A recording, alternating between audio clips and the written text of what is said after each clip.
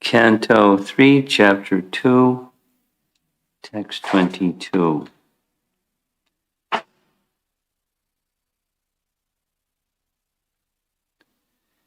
Tatasya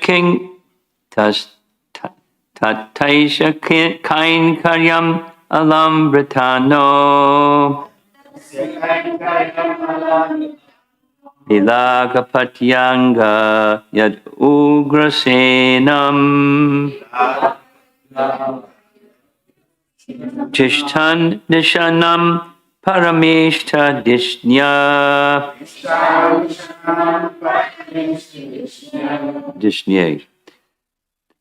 nyabodhayad deva nidharayeti tatasya kaikaryam alambritano Viglapayat yanga yad ugrasenam Tishtan nishanam parameshti dishnye Nyabodhayat deva nidharareti.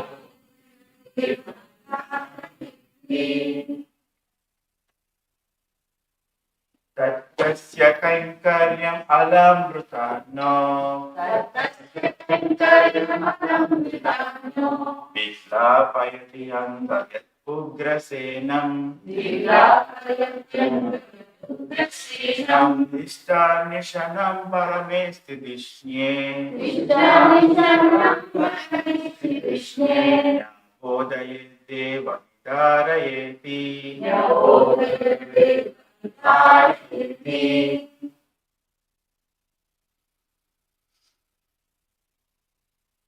Tatasya kainkaranya alambritano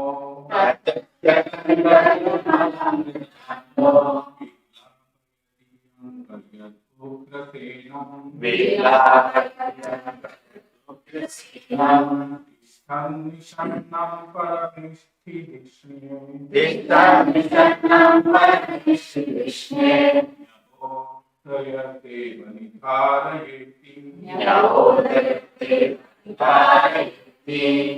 Ladies chant.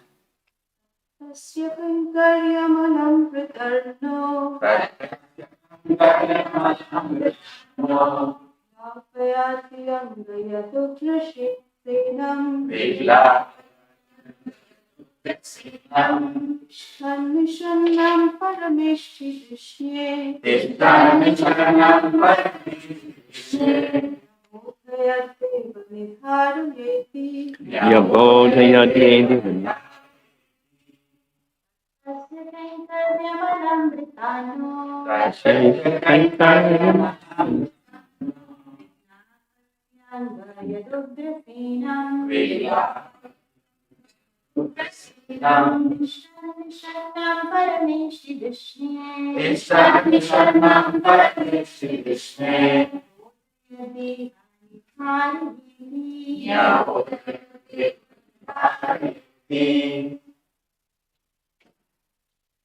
Tasya kainkaryamalamritano Yapayatyanga yadugrasenam Nishannam parameshti dishnye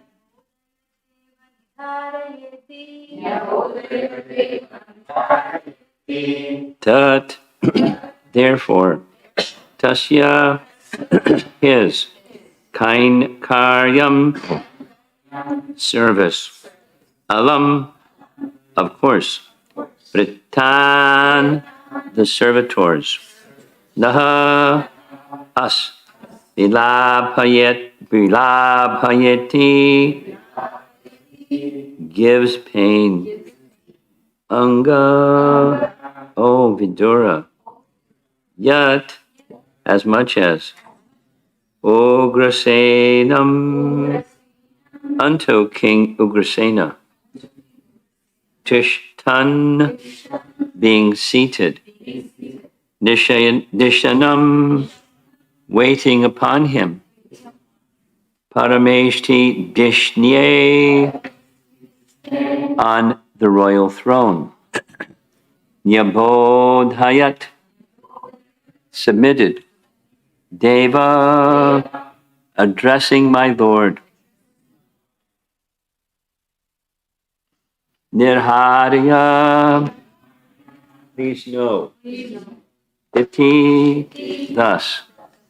Therefore, O Vidura, does it not pain us, his servitors, when we remember that he, Lord Krishna, used to stand before King Krsna, who was sitting on the royal throne, and used to submit explanations before him, saying, "Oh, my Lord, please let it be known to you."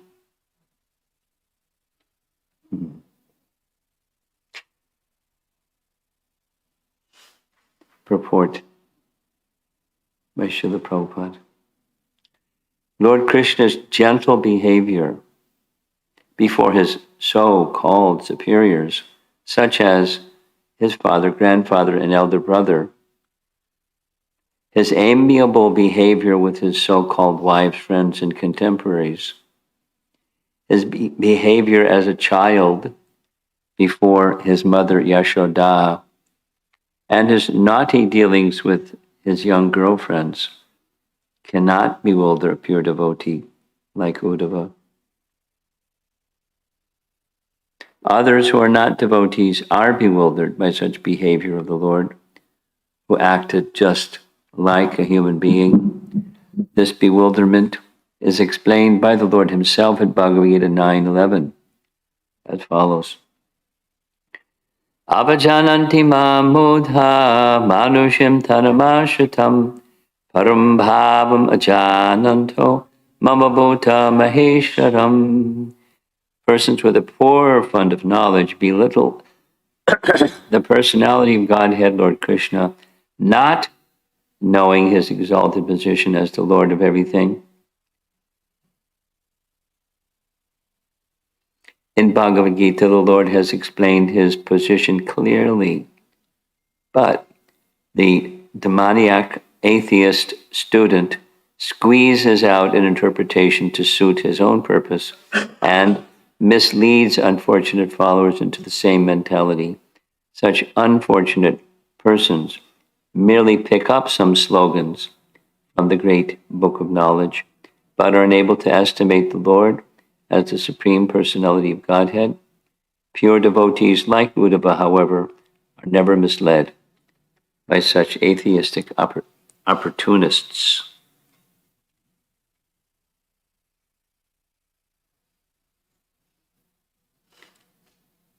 I had a little, Premananda's not here, a little exchange with her yesterday where that idea came from that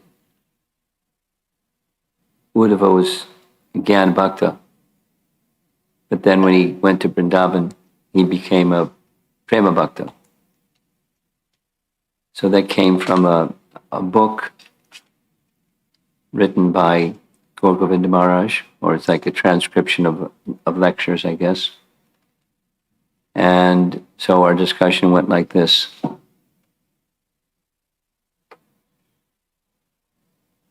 Yes, Uddhava was the Diksha disciple of Brahaspati. And Brahaspati is the priest of the demigods. It doesn't say how it happened, but somehow Uddhava became his disciple. And Brahaspati was his guru. And that means the understandings that Uddhava had from his guru were on the Jnana platform, Jnana Bhakti platform, because Brahaspati was not just a Jnani, he was a devotee, but a Jnana Bhakta. So the discussion went like this. Yes, that's what he received but from his guru, but he had so much association with Krishna. So much association with Krishna. Had he not come, would we be so bold as to say he had not come to Prema Bhakti stage because he was limited by what he heard from Brahaspati, which was Jnana Bhakti. So that was the background. So there's a certain point in this book. It's a transcription of lectures of Gaur Govinda Maharaj, exalted Vaishnav, wanting to express the special, triple special mood of love of the resident of Vrindavan, specifically the mood of separation, which Uddhava at this stage was unknown to him, but not to say, so he was making a point, how special is the love of Vrindavan. And Uddhava became not just charmed, but obsessive, wanting to achieve that same kind of love by the mercy of the residents of Vrindavan, specifically the gopis. To go from Prema Bhakti to Braja Bhakti is a big step.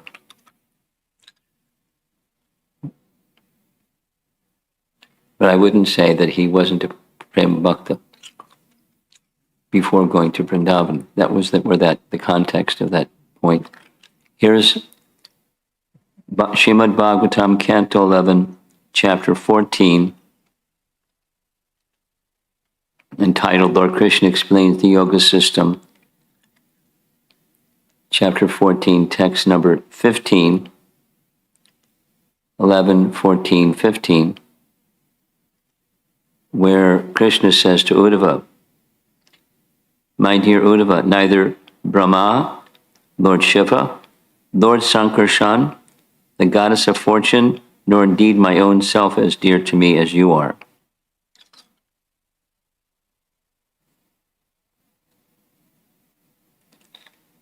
Now, this isn't a comment about before he went to Vrindavan, but for sure, the experience of Uddhava in Vrindavan was transformational. But he is an exalted devotee, for sure. Not just like a Brahaspati disciple person. That's my comment on that discussion yesterday.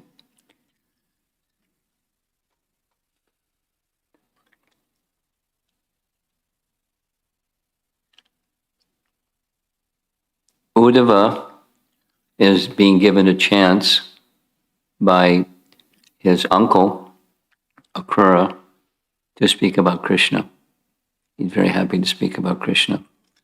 And recalling yesterday's verse, Uddhava, in yesterday's verse, the verse previous to this one, is describing the unlimitedness, the opulences, some of the opulences of the unlimited personality of Godhead. And this verse is now describing how it pains his heart. Doesn't it pain your heart, Uddhava? Vidura, when you think of the following. He was all these things that described in the previous verse. In his manner of being an exemplary personality, he's standing before King Ugrasena. Ugrasena was put in jail. It is Krishna who freed him from jail. Krishna is more powerful than the one who he freed from jail. And yet, he's not standing on that position. I'm bigger than you. He's looking up to Ugrasena, who's seated on the royal throne, and submitting his messages to him very reverentially and respectfully and with all due etiquette for an elder personality. Oh, my Lord, please let it be known to you. Like he's, a secretary giving a report to his in charge, the person who he reports to.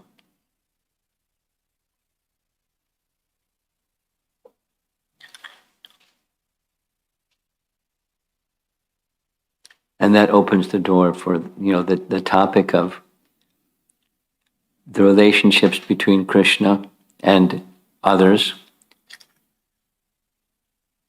And one of them is he's taking the position of the subordinate, you can say the servant, of one who's in the social position, at least, as the king. He was put in the position of being king by the person who's standing before him with folded palms. But he doesn't go there. He is perfect in his mannerisms. That's the word that's being used in the purport here. And also with all the other relationships, impeccable. So-called superiors like father, grandfather, and elder brother. Amiable behavior with his so-called wives, friends, and contemporaries. His behavior as a child before Mother Yashoda. His naughty dealings with the young girls.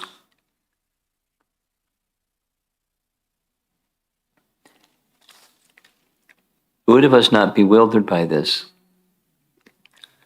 No, so besides he's not a materialist, he's understanding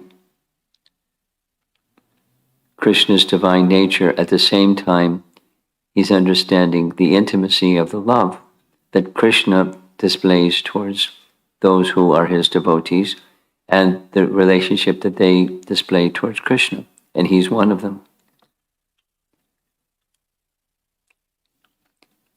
Going back, probably you remember, when Uddhava was first asked by Vidura, how is everybody? And besides going into trance, the thing that the position that he takes is how painful it is. How painful it is. How painful it is. It's painful in ways that Krishna shows or speaks as if he's not the Supreme Personality of Godhead. He comes before Devaki and Vasudeva saying, I'm sorry, but I was afraid of Kamsa. So I asked you to take me outside of Mathura. And as a result, from the time of my birth, we haven't seen each other. I'm so sorry. It pains me when Krishna acts like that. And then on and on and on. So it's on the one hand, and on the other hand. On the one hand, he's relishing the sweetness. And on the other hand, he's recognizing clearly the divinity. And he can see both because he's such an exalted personality. Now, different other persons, like say Shukadeva Goswami, he certainly knew of his divinity and he knew of the sweetness, the Aishvarya and the Madhurya features of Krishna. And the Madhurya features of Krishna, this is Ugrasena, it's not only Vrindavan, there's sweetness in all the places, in Mathura and in Dwarka, as well as Vrindavan. There's sweetness there. That's Goloka and the pastime that Krishna performs. But the degree of sweetness so strong that it eclipses the sense of his majesty is Vrindavan. And so Krishna's pastimes mentioned here with Mother Jasoda, or Krishna's pastime with his cowherd boyfriends, and and others in Vrindavan. Krishna performed activities where he was behaving outside of his divinity, and he was enjoying that. He was enjoying their being astonished by the wonderful pastimes and the pranks. There's a book that Vishwanath Chakravarti Thakur wrote that translates as pranks. And Krishna enjoys. And he enjoys those exchanges more. There's a nice verse in the Lita Madhava. Lita Madhava is a book by Rupa Goswami. And Krishna has been taken, the break between Vidagdha Madhava and Lita Madhava is Krishna leaves. So the description of Krishna's leaving is extreme. The description is extreme. And now Krishna's in Mathura. And Krishna, not only the gopis, but the focus goes on Krishna is experiencing pain in separation from the resident of Vrindavan. So Purnamasi comes with Madhu Mangal, and Purnamasi has a plan. The plan is, on stage, in Mathura, she's going to perform, have Krishna in the audience, and Madhu Mangal sitting next to him in the audience, and perform pastimes of Braja on stage. There are Gandharva personalities who are the actors, and the script writer is Purnamasi, because she's the script writer of his drama, of his pastimes anyways.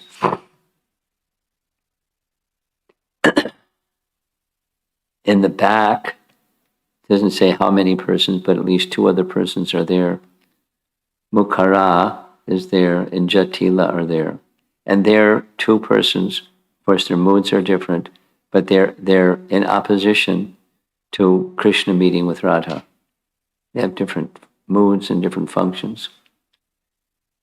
But on the stage, there's an exchange where Radha and Krishna are together, and Jatila comes and sees Radha and Krishna together on stage. She's in the audience, he's in the audience, and the actor's on stage, where Jatila comes in and in an accusative tone says, "What's going on here?" And the actor on stage is identified as Madhava, and he speaks, Madhava on stage speaks, "Oh, fat lips," and says something, smart alecky to her. And Krishna turns to Madhu Mangal and smiles, said, he knows my mind. And he says to Madhu Mangal, "I derive greater happiness in these exchanges that I have with Jatila and Kutila, more than all the hymns of the Vedas, sung by exalted Brahmanas."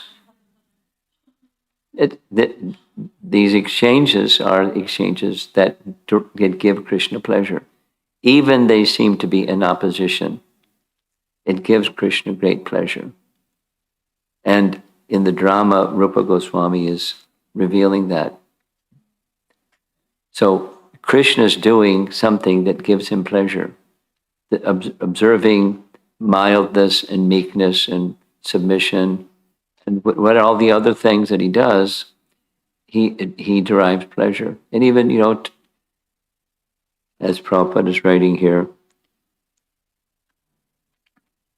his naughty dealings with young girls, he derives great pleasure. And there's no greater pleasure going into the Braja Leela, no greater pleasure. And Uddhava is not bewildered by these things. So materialists are bewildered, and they say many things that are offensive or whatever else they might say. It's just it's mundane, and then they imitate and so forth and so on. There's so many. So what's painful to Uddhava is that the bottom line is his heart is pained because he knows of his supremacy. He knows of his divinity. It's not that he doesn't understand Krishna's enjoying. He understands that he's a realized person. Krishna's enjoying, but he's speaking from his perspective, and it's not a selfishness perspective. It's a rasa perspective. It's a rasa perspective because Krishna's at the center, and Krishna enjoys his relationship with Uddhava, as we heard, saying to Uddhava, "You're dearer to me than the goddess of fortune."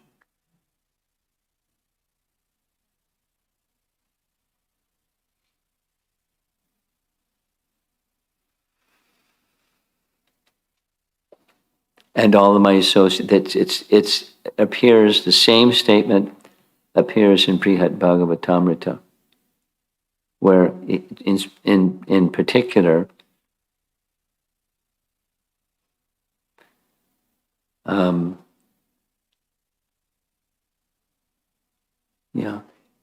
the description is Lord Shiva is making the statement, but Lord Shiva is making the statement that even more dear to Krishna is Uddhava than even his associates in Vaikuntha, the goddess of fortune, Garuda. Uddhava is so dear. So there's a massive, an enormous amount of sweetness in his relationship. So this came up in the discussion that we had with the Chinese devotees. Some of you were there, where Draupadi is being appreciated, especially by Shukadeva Goswami, because of the sweetness of her relationship with Krishna, although even more so than the queens. Although she's not a queen, but there's a sweetness in their relationship. So Uddhava's not, he's not a lot of things, but he's not a Brijvasi. But to Krishna, he's very special. Meaning, he has these two. I'm just trying to look at the two sides of the pan scale. He understands the sweetness. He understands Krishna's happiness. At the same time, he has his own relationship with Krishna. His own relationship with Krishna is the relationship of majesty. And that's the position from which he serves, including giving Krishna advice or instructions. It's not just majesty. If the person has on veneration, they can't be an advisor. So it's unique. Like Ramananda Roy, speaking, knowing that Krishna is the puppeteer and he's just making him speak. But he goes on speaking.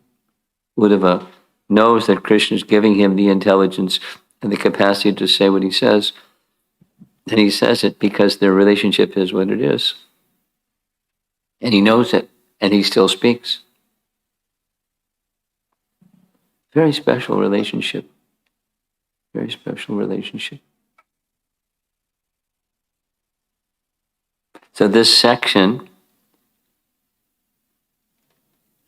it's something like a warm-up for 10th canto. It's giving the sequence of Krishna's pastimes. Many things, but then pastimes in Vrindavan, pastimes out of Vrindavan, right within the Bhagavatam. And so that is something that our acharyas also do again and again, directly through commentary and their own writings. They do the same thing in their own way, by the inspiration of personality of Godhead. Brihad Bhagavatamrita is a nice example. Gopal Champa is another nice example. These, very elevated literatures by our elevated acharyas, giving us an understanding of, Lita Madhava and Dagda Madhava, by our great acharyas explaining Krishna's pastimes in their own unique way according to their realization.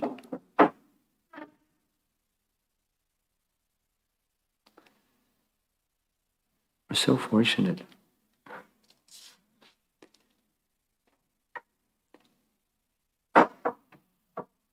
Bhagavatam is so wonderful, and side by side we have deity worship, and we have the holy name. We have so many resources that are of the highest caliber. Can't get any higher than these resources. And still we struggle.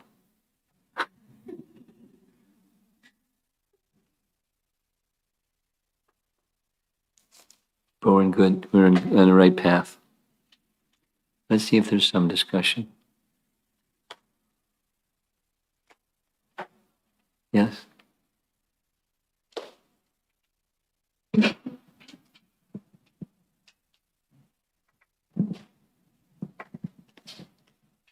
Hare Krishna, Guru Maharaj.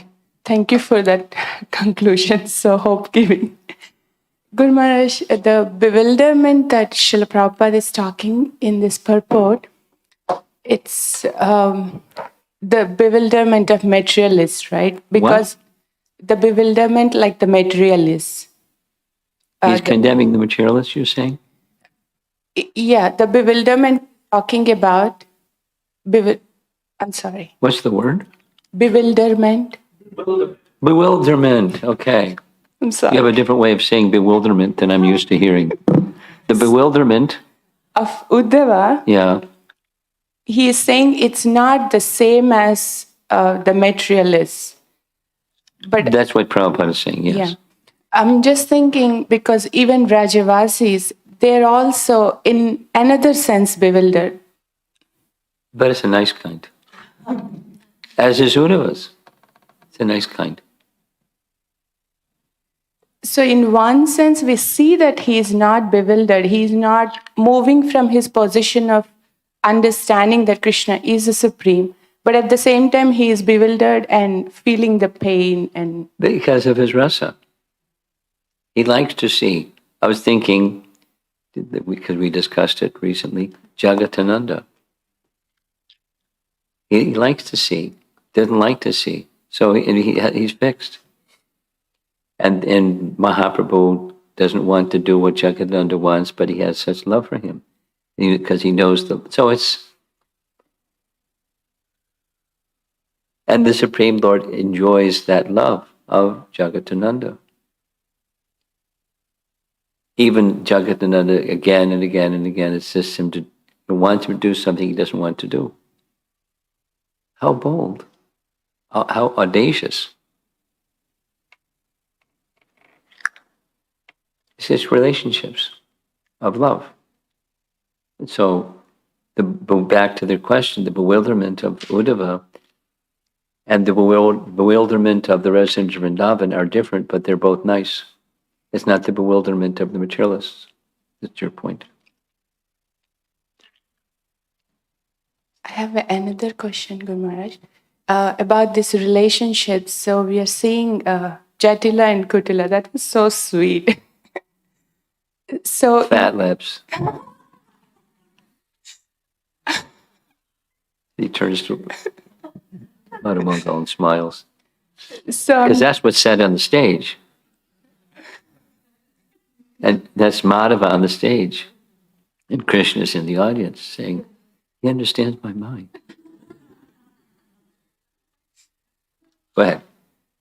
that was very sweet. So I'm just thinking in our example of, in the devotee circle, some devotees may have a different relationship, different mood, and others may have different. I used to get bewildered. Like, okay, why are they like this? They're supposed to be like this. This is how the devotion service should look like. And this is really helpful to see that it's perfectly okay according to their mood. They're just reciprocating and performing. As long as it's pure. Pure means Krishna is the enjoyer. And then there's reciprocation between Krishna, the enjoyer, and the one that's serving in different moods of service just fine. It starts to become something else. using Prabhupada's example, when it's like sand in the sweet rice. And that's a whole other thing, how to deal with the sand in the sweet rice. Something else? 2. The first question is, see, Krishna has born in jail, in the prison of Kamsa. So Devaki is the mother of Krishna, where Devaki has enjoyed the jail rasa, but where Yashodam is enjoying the Vatsalya rasa. Why this? How it happened? I'm not sure. I didn't. You said a key word and everybody laughed and didn't catch the word. Jail rasa versus vatsalya rasa. What's the word? Jail. Jail. Whereas Yashoda enjoyed vatsalya rasa. That's his point. Like, how did this happen? That one enjoyed Krishna in the jail, versus one enjoyed Krishna in more vibrant vatsalya rasa. Correct? Jail rasa.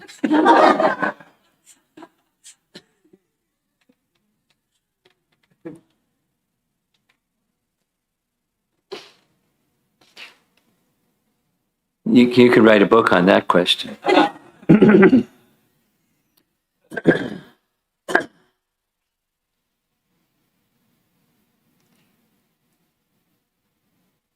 Devaki, like other residents of Mathura, have a mix of Aishwarya and Madhurya. Because in Aishwarya, how can you be mother of the Supreme Person? So there's some Madhurya mix. Just like Krishna appeared specifically, forearms, full stature, not like a baby normally appears. So he's the divinity picture is there. At the same time, she has motherly affection. So it's jail rasa, but it's not just jail rasa. it's separation,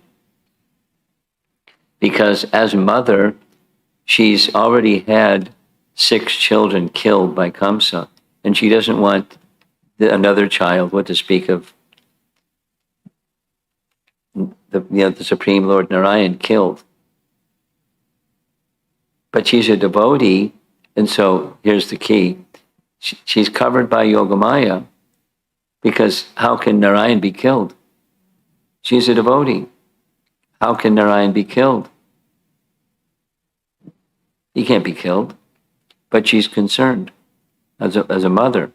So divinity and motherly affection. So it's inspired certainly by the circumstance of being in jail and being under the control of, apparently being under the control of Kamsa, because she's not under the control of Kamsa, she's under the control of the internal energy. So it's Yogamaya, not Mahamaya. And then Krishna's taken, because Vasudeva took him. Not like Kamsa took him or someone else, a demon or somebody came along and took him. Her husband took him for safety, because that's a parental affection mood. Protect from Kamsa, he's wild, very dangerous. So her motherly mood. So it's a motherly mood. But it's a different motherly mood, because there's the Aishwarya feature mixed with the motherly mood. It's a nice subject matter to contemplate. It's similar, it's dissimilar, but it's similar to Uddhava. He understands Krishna's divinity, but he has an intimacy that's even more than Devaki, the mother. It pains him. Not just bewildered, it pains him. So That's Devaki. And so her motherliness is then unfulfilled. Who knows? We don't hear so much about, is she getting news from Vrindavan? What's going on? What's going on? We don't hear. At least I'm unaware of any writing that says how Devaki is processing the messages that she's hearing. Now she's in jail, but somehow messages get through even when somebody's in jail. And she's about her son. So it's a love that's, she can't exhibit the fullness of it because of that separation. And then Krishna comes. Imagine how she feels when Krishna comes. And the motherly affection kicks in. My son's got to go to school. He just killed Kamsa. He killed so many demons and he's got to go to school. Motherly affection. And Yasoda, so it's a different, the intimacy is full on with Yasoda. And the dangers of demons and how she, so forth and so on. It's just varieties of love. And so let's go back and say it's not about them, it's about Krishna's enjoyment. And Krishna's enjoyment has variety. So go there. Think of this in terms of Krishna's enjoyment that has everything. And they're just playing a part, or they get the opportunity to be in that relationship that's fulfilling an aspect of Krishna's happiness.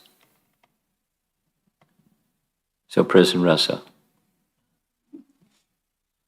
and vatsalya rasa, they're both vatsalya rasa, just different varieties for Krishna's pleasure. And for us to sit here and scratch our heads over what's going on, and to enter into those mysteries through primarily the Bhagavatam and the agencies of our great acharyas, gives our acharyas something to do too.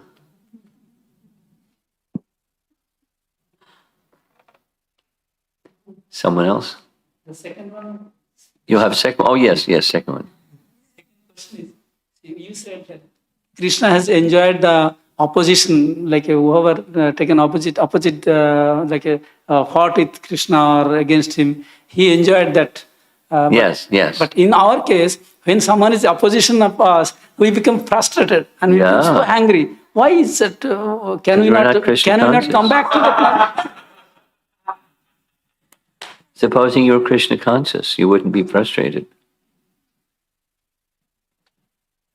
I didn't get it. Supposing you didn't have material consciousness, but it was pure consciousness, and someone says something unpleasant, or somebody makes an obstacle in the course of your service, then you're smiling. Just see how clever Krishna is, and etc. Again, it depends. There's all variety of responses, but largely we get frustrated because of our material contamination. We don't see Krishna's hand. Okay. I think we should learn from him that we should be just be alert and be just enjoy that atmosphere. So many lessons. Okay. Yes. Gurumaharaj, a few questions, but whatever you have time for. One is from yesterday. When you began the class, you were expressing how in order to understand this most confidential knowledge, one has to be free from envy and be faithful. So I can see... That was yesterday evening. Yes, Gurumaharaj. Yeah. I can see how gross manifestations of envy, there's some relief from those. But I'm wondering, for further refinement, what are some subtle manifestations of envy in our heart towards Krishna?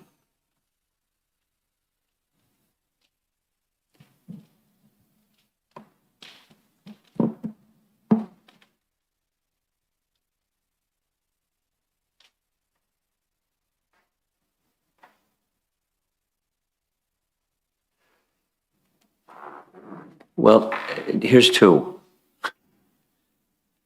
One is you have a plan, you've consulted, it's a good plan, you're executing your plan, and there's something that's intervening, it's getting in the way of that plan.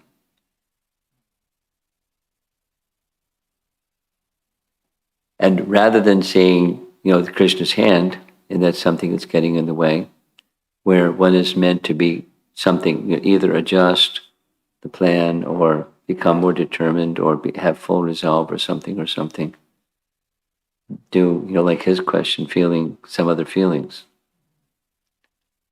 But, if we understand that we're meant to be instruments of Krishna's pleasure, and if we have a plan to serve Krishna's pleasure and there's some difficulty, then it's Krishna's arrangement and it's Krishna's kindness. But if we don't have that kind of transparency of being the instrument of Krishna's happiness, that's envy towards Krishna. Ultimately, it's envy towards Krishna, our whole material experience, our whole material existence is arising from that. We want to be separate enjoyers. We have a good plan. This is it's for pleasing Krishna, good plan, and it's not happening.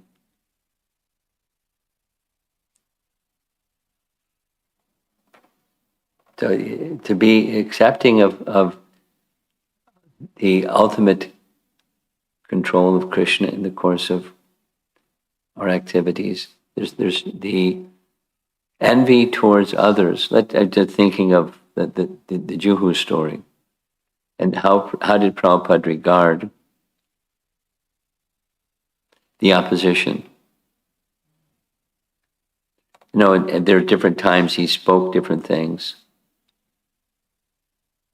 But one of the sweetest conclusions is when the final thing was done, Mr. Nair was dead, and the deed was given by the city or whatever it was, the final thing. Prabhupada's in his room sipping milk, saying it was a good fight.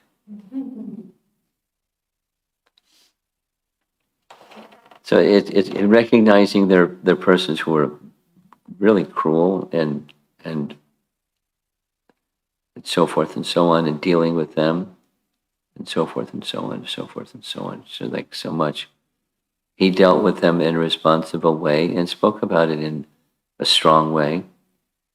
But ultimately, the battle was fighting a battle for Krishna. So there's no reservation in fighting the battle for Krishna because it was a battle for Krishna. So that's just, we have, so a subtle example of envy is not accepting Krishna's position in relation to the flow of events that are happening when we have, of course, Krishna's the intended recipient of my service, and some envy towards others. Let's say when there's an obstacle. The other category of envy that's also obvious. Someone's doing nicely, and I'm feeling this feeling. I'm envious towards this person who's doing nicely, instead of thinking, oh wow, Krishna is very pleased, which is my purpose, or our devotional purpose. So that's an example. It's maybe less obvious than direct envy of Krishna, like Shishupal or somebody. Envy of others is envy of Krishna. Someone who's doing nice service and feeling envious.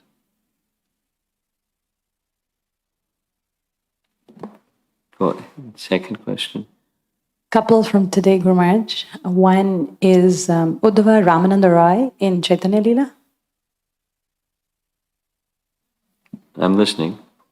I'm wondering who Uddhava is in Chaitanya Leela. Uddhava is in Chaitanya Leela.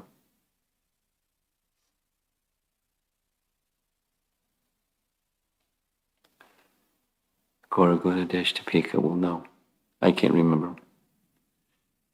As far as I can recall, keep looking, but as far as I can recall, there's two different personalities. Who some people say Uddhava is this, and some people say Uddhava is that. But it goes the other direction from the Gaura Lila to the Krishna Lila personalities. I forget. There's more than one. I can't hear you. Parmanand Puri was in Chaitanya Lila, he was Uddhava from Krishna. Google it again and see if there's some other persons who also said to be Uddhava. Keep going at it. Next. Guruji, the statement that you shared from the 11th canto where Krishna is saying, dearer to me than everybody else is, or dearer to me than the Vaikuntavasis and goddess of fortune is you, Uddhava. So I was thinking sometimes in material relationships, we can use this as a currency to negotiate intimacy where you're dearer to me than, you're dear. And we hear this, is this like one of those statements where more perfect, most perfect? Well, it's yes. And in that list, it's not persons in Vrindavan, the list is persons outside Vrindavan. But it's one of those verses that says, of all the associates of Krishna outside of Vrindavan, Uddhava is the most exalted. This comes up in Brihad Bhagavatamrita also.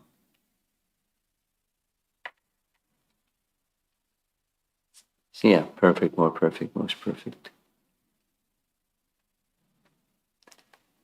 And what's the basis is rasa, or the intensity or strength of submission. And that's one of the superlativenesses of the gopis, is their submission knows no bounds. And it's not to say Mother Yasoda, it knows bounds, but there's no bounds. That's the superlative. Something else? Just final comment, Guru Maharaj. I found it very funny how you were sharing that Devaki says, yeah, that's okay, he just killed Krishna, but he needs to go to school. So I thought, I can be more understanding with the whole discussion around homeschooling. This is the highest literature. No, he needs to go to school. So thank you for sharing. Anyone else online something? This question is from Amara Mataji. It's about the verse in 3rd canto, chapter 2, where Uddhava is mentioning how the members of Yadu dynasty are unfortunate as they could not identify Krishna as Supreme Lord. Although they were always in the company of the Lord, can you kindly help me understand how was this possible with the members of Yadu dynasty themselves? The question is, how is it possible for the members of the Yadu dynasty to not understand Krishna's divinity? That's the question. How is it possible to understand or not understand anything? They have a service to do, and some may understand this and some may understand that, and that what they understand or don't understand is flowing from the Lord in the heart, and He reveals things and conceals things, depending upon the variegatedness of the relationship, and thus the fullness, the unlimitedness of His experience happiness. Some will understand, some will not understand, etc. The big picture is Krishna is unlimited, and the happiness of Krishna is unlimited, and that happiness is loving exchanges, and they're different persons with different moods of love, and that's part of His fullness.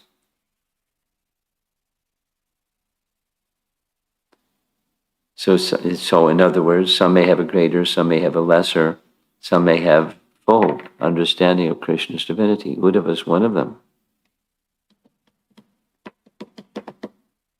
That's one more? Yeah, this is from Balram Prasad Prabhu. We have a nature of Kripana and very subtle, and we are part and parcel of Krishna. Just wondering if Krishna has that nature in any way. Mm. Mm. Well, the answer is Krishna must have it, but must be in a transcendental perspective.